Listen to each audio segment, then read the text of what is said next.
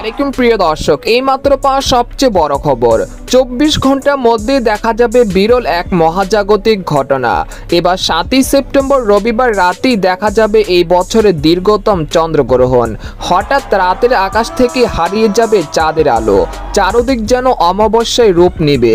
টানা 5 ঘন্টা চলবে এই চন্দ্রগ্রহণ। এই এক ভয়ানক দৃশ্য সাক্ষী হতে চলেছে গোটা বিশ্ব।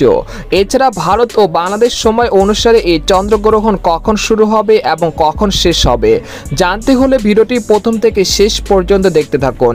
আর সবার আগে সর্বপ্রথম সঠিক খবর জানতে আমার চ্যানেলটিকে সাবস্ক্রাইব করে রাখুন। এবার জেনে নিন এক নজরে। সূর্য, চন্দ্র ও পৃথিবী যখন একই সরলরেখায় অবস্থান করে এবং পৃথিবীর ছায়া চন্দ্রের উপর পড়ে তখন চন্দ্রগ্রহণ হয়। আর এইবার দেখা যাবে ব্লাড মুন নামের বিশাল বড় চন্দ্রগ্রহণ।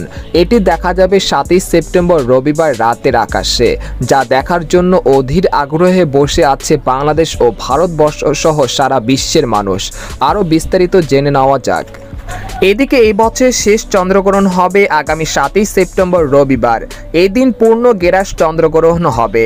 চন্দ্রগ্রহণটি 7ই সেপ্টেম্বর রাত থেকে শুরু হয়ে পরের দিন অর্থাৎ 8ই সেপ্টেম্বর ভোর পর্যন্ত চলবে।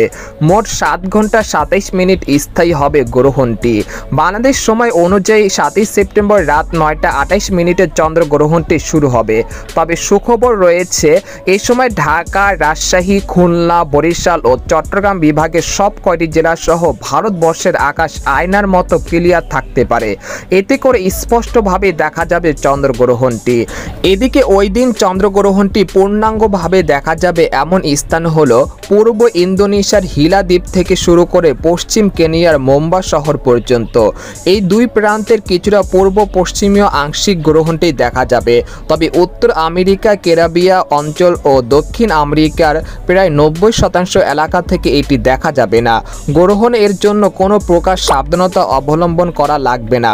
সকল প্রকার কুসংস্কার থেকে দূরে থাকুন আর ভিডিওটি শেয়ার করে সবাইকে জানিয়ে দিন। কোরআন ও হাদিসের আলোকে সূর্য গ্রহণ নিয়ে আমরা জানতে পেরেছি যে চন্দ্র ও সূর্য মহান আল্লাহ তাআলার নিদর্শন সমূহের মধ্যে দুইটি নিদর্শন, আর তাতে গ্রহণ লাগা আল্লাহ তাআলার হুকুমেই হয়ে থাকে। তাদের নিজস্ব কোনো শক্তি বা ক্ষমতা নেই।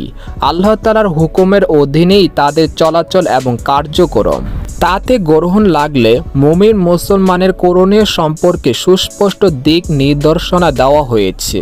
সুতরাং চন্দ্রগ্রহণ এ সময় বেশি বেশি দোয়া করা, তাসবিহ পড়া, তাওবা ইস্তেগফার করা, নামাজ পড়া এবং দান সৎকায় আবশ্যক কর্তব্য।